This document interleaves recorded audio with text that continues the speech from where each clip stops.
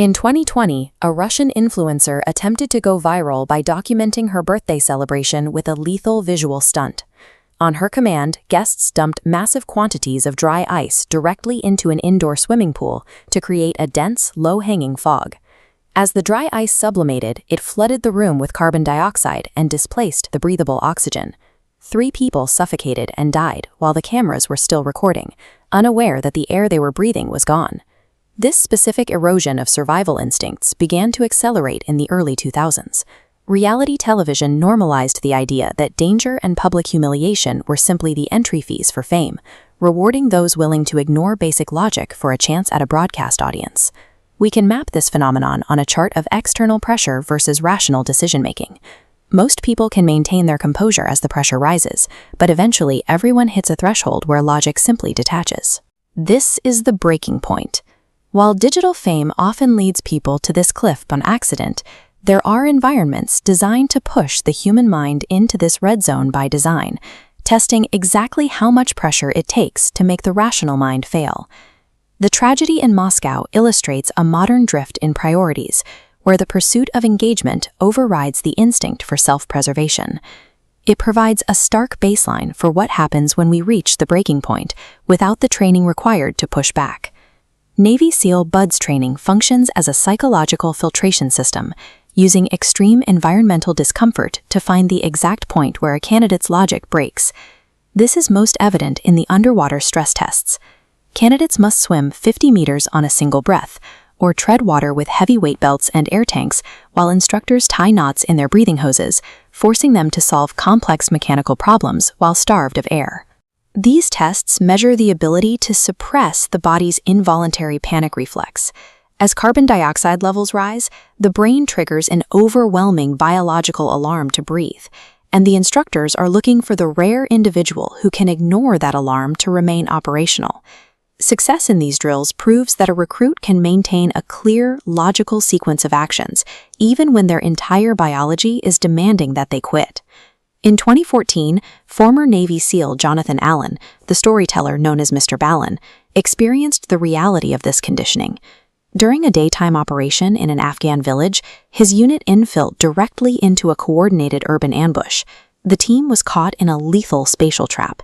They were pinned in a tight courtyard with enemy shooters firing from second-story windows. With the exit routes exposed and no safe path for retreat, they were forced to fight through a known ambush. During a night exfiltration, a grenade hit Allen's shoulder and fell into the dirt. Illuminated only by the flashing infrared strobe of a drone overhead, time seemed to slow down. Allen watched the grenade fall, fully aware that he was likely seconds away from death.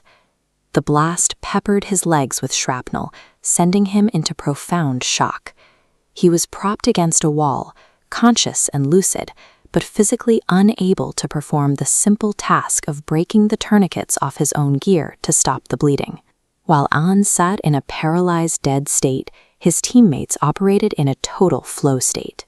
They moved through the gunfire to drag him to cover, patched a collapsed lung on another operator, and coordinated a danger-close airstrike on their own position with perfect precision.